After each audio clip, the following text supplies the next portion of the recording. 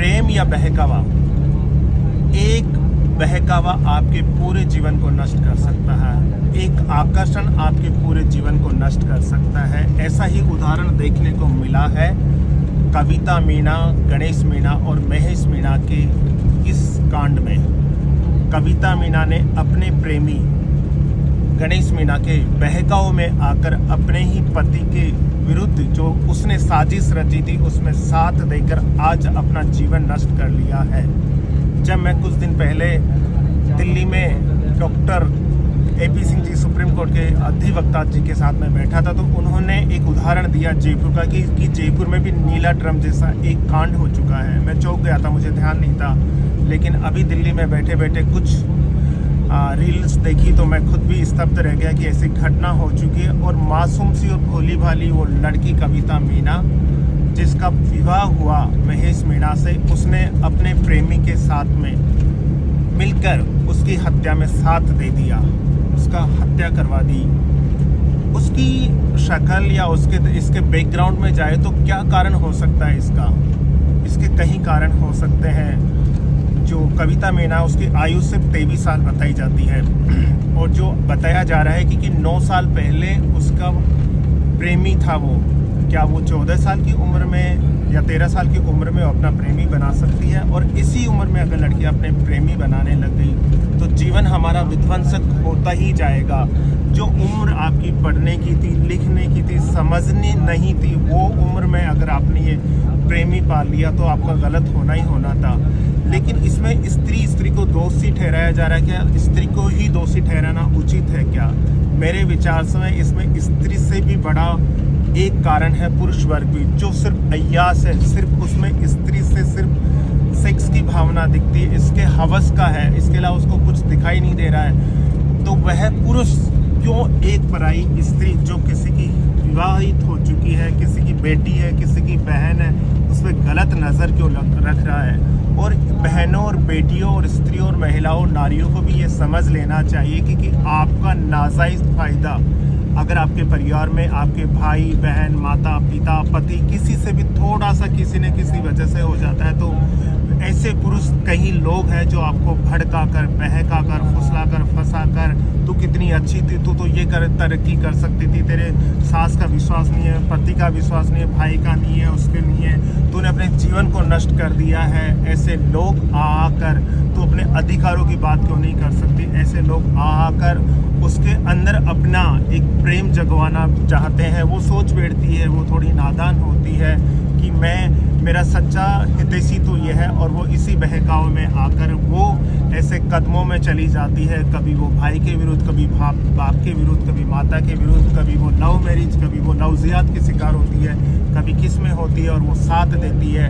और वो एक और सबसे बड़ा कारण है कि जो आज एक वर्ग, एक जाति और एक कुछ पॉलिटिकल मोटिवेटेड लोग जो हिंदू धर्म को और हिंदू सनातन संस्कृति को नष्ट करने की बात करते हैं, जो ब्राह्मणवाद को नष्ट करने की बात है, उन्हीं की मैं बात बताऊं। उनके संस्कारों को मान लिया जाए तो हम इनसे बच सकते हैं। हमारी हिंदू सनातन संस्कृति में बात है एक पति, एक विवाह, एक जीवन की। करवा चौथ इसीलिए तो हमारी होती है, लेकिन हमारी इन चीज़ों को भूला जा रहा है। मैंने पुरुष को तो हमें दोषी ठहराया है, स्त्री भी इन चीज़ों से दूर हट रही है।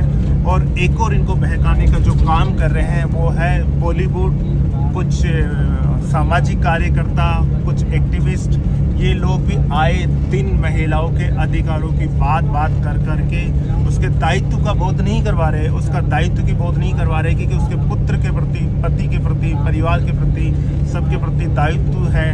वो आज सिर्फ उसको अर्धनंगा नग्न दिखाना, उसके अधिकारों की बात कर रहा है, उसको खान पान।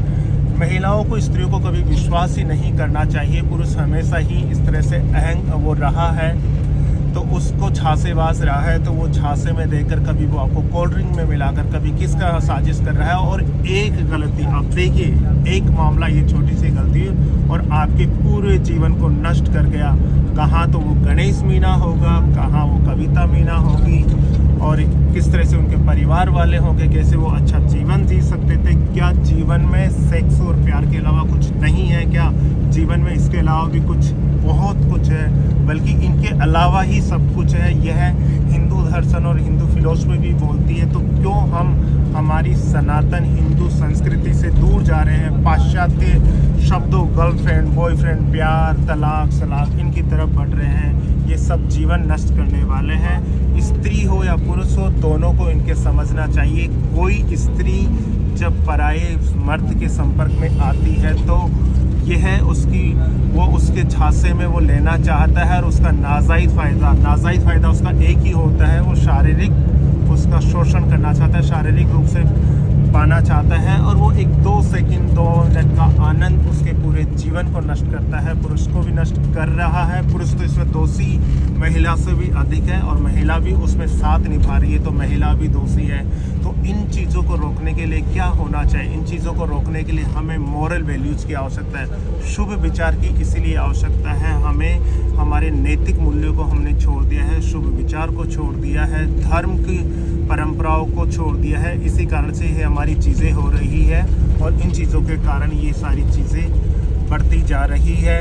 आशा है इतनी घटनाएं हो जाने के बाद में फिर कोई ना कोई ऐसी घटना ना हो, और वो ऐसा जीवन में आगे कदम ना हो, गलत कदम ना उठाए जाए। उसके लिए हम वापस और जागरूकता लाएंगे, शुभ विचार के माध्यम से, नैतिक मूल्य के माध्यम से, हमारी हिंदू सनातन संस्कृति के माध्यम से।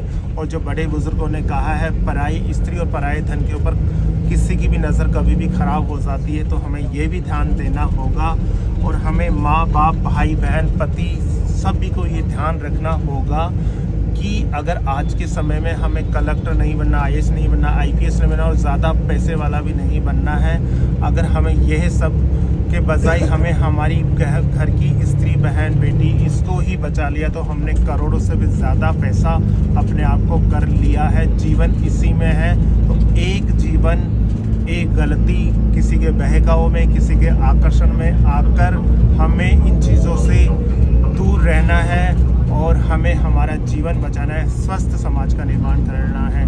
जय श्री राम।